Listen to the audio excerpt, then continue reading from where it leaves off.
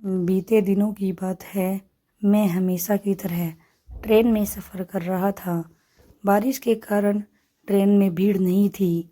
एक डिब्बे में सिर्फ 5-6 लोग अलग अलग बैठे थे। मैं छुप छुप कर सेक्सी कहानियों वाली किताब पढ़ रहा था और उस पर मैंने एक कवर चढ़ा रखा था जिससे किसी को पता न चले। मेरे बाजू वाली सीट खाली थी। मैंने किताब बंद करके सीट पर रखी और बाथरूम की तरफ चला गया।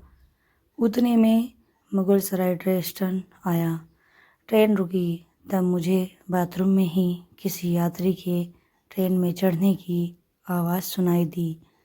वापस आकर मैंने देखा कि एक आदमी मेरे बाजू वाली सीट पर बैठा है। साथ में एक औरत भी थी। साली क्या सेक्सी लग रही थी। मेरी किताब पढ़ रहा था वो उसमें से कुछ नंगी तस्वीरें अपनी बीवी को दिखा रहा था। मैं शर्म के मारे पानी पानी हो गया। सोचा कि क्या समझ बैठेगा मेरे बारे में। उसने मुस्कुराकर कहा, यह आपकी है, इससे बढ़िया मैं अपनी सच्ची कहानी सुनाता हूँ। सच्ची कहानी सुनोगे तो पागल हो जाओगे, जो अभी अभी 2 हफ्ते पहले भुगती है। उसने अपने बारे में बताया कि यह मेरी बीवी सुनीता और मेरा नाम है सुरजीत। उसने अपना कहानी का दौर शुरू किया। सुरजीत, अभी अभी मैं और सुनीता कुल्लू मनाली शिमला और आखिर में दिल्ली घूमने के लिए गए थे और शिमला में बहुत खर्च हुआ। सोचा कि दिल्ली में सस्ते में घूमेंगे, सस्ता खाएंगे और सस्ते होटल में रहेंगे। पर दिल्ली उतरते ही जेब कट गई। सोचा कि अब कैसे होगा, कैसे भी करके घूमना ही है। मैंने शर्म के मारे किसी से या अपने घर से पैसे नहीं मंगवाए। सोचा कि मेरा मजाक बन जाएगा।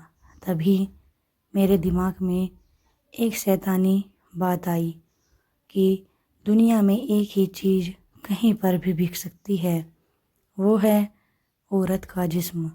उसके लिए ग्राहक सामने आ ही जाते हैं। वो आगे कुछ बोलता उसके पहले उसकी बेबी। सुनीता बोली, औरत का जिस्म ऐसा है कि कोई रोक नहीं कमाने के लिए, सब भूखे ही होते हैं। इसलिए मैंने उनको कहा कि कोई जगह ढूंढो जहाँ यह सब चलता हो। तुम्हें ताज्जुब होगा, मगर मैं जब से जवान हुई हूँ तब से मुझे रंडियों के बारे में जानने का शौक़ था। मुझे कुछ दिनों के लिए रंडी बनकर जी कर देखना था। समाज का डर था और अपने शहर में तो यह मुमकिन नहीं था।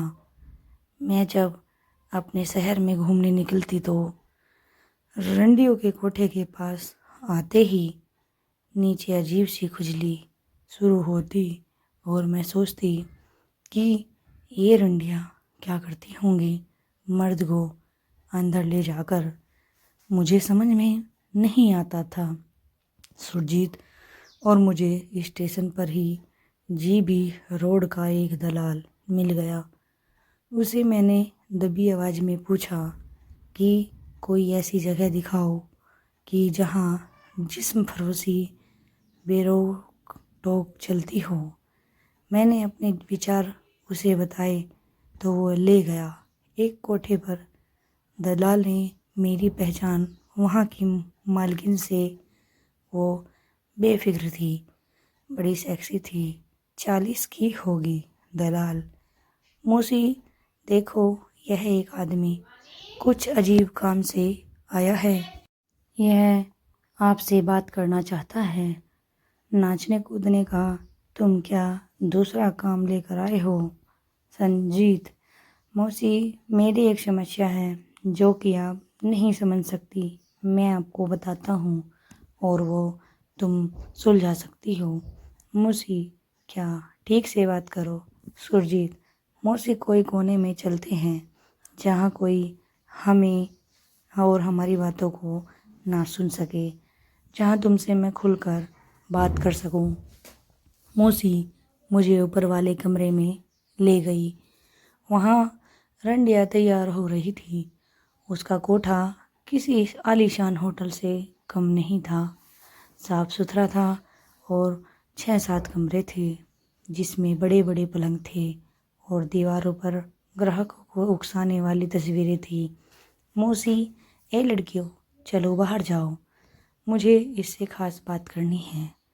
सभी चली गई। एक लड़की खड़ी रही। मौसी, जहीदा, तू क्यों खड़ी है? जा 2-4 ग्राहक पकड़। जहीदा, मौसी तू इसे लेने वाली है क्या? मुझे दे देना यह कस्टमर। साला बहुत मस्त है। अरे मौसी चल हरामी, तू जा, मुझे कुछ बात करनी है। वो चली गई। जाते जाते मुझे एक गंदा सा इशारा कर गई। मौसी, हाँ अब बोल। सुरजीत, मौसी मैं और मेरी बीवी घूमने निकले थे और दिल्ली आने पर मेरी जेब कट गई। पराए शहर में कोई पैसे नहीं देगा और घर से मैं भी नहीं पैसे मंगवा सकता। मौसी, तो क्या मैं पैसे दूँ तुझे? मैं नहीं देती पैसे, उसके बदले अपनी बीवी को ले आ। 2 दिन धंधा करवाओ और जो कमाया है उसे घर ले चले जाना। सुरजीत, हाँ मौसी हाँ, तुमने बस मेरे मुंह की बात छीन ली। मैं यही तो कहने वाला था और तेरे दलाल को भी बताया था। मौसी, उस भड़वे ने कुछ नहीं कहा, तुझे यहाँ छोड़कर चला गया। शाम को दलाली लेने आएगा शाला। सुरजीत, मौसी, मेरी बीवी की ख्वाहिश भी है कि वह एक बार अपने जीवन में रंडी की तरह जी लूं। मौसी, क्या बात करता है? ऐसा कभी होता है? क्या क्या उसे पसंद है?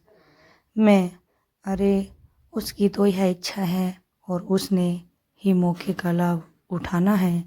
मौसी, अरे इस धंधे में आई हुई तो यहाँ से छूटने की कोशिश करती हैं। ऐसा तो मैंने कभी नहीं देखा कि किसी आम जिंदगी जीने वाली औरत को रंडी भरकर देखना है।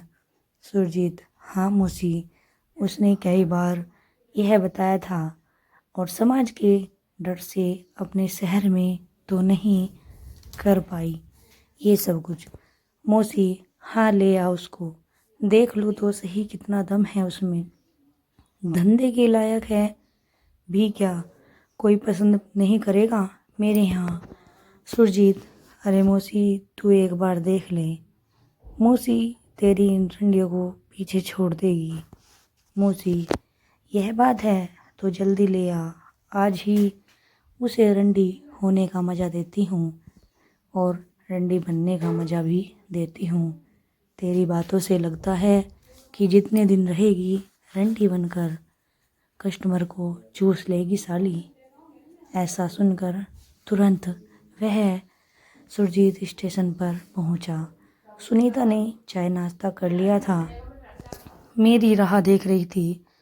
मैंने उसे मौसी के कोठे के बारे में और मौसी के बारे में कहा। वो तो खुश हुई। मैंने उसे बुक्का पहनने को कहा। फिर रिक्शे में बैठकर और सुनीता मौसी के जीबी रोड वाले कोठे पर पहुँचे। मैंने सुनीता को बुर्का पहनाया था। आज बाजू की औरतें धंधे पर खड़ी थी और ग्राहक का इंतज़ार कर रही थी। वो कुछ अजीब नज़रों से हमें देख रही थी। सोच रही होगी कि ओ एक औरत रंडी बन गई।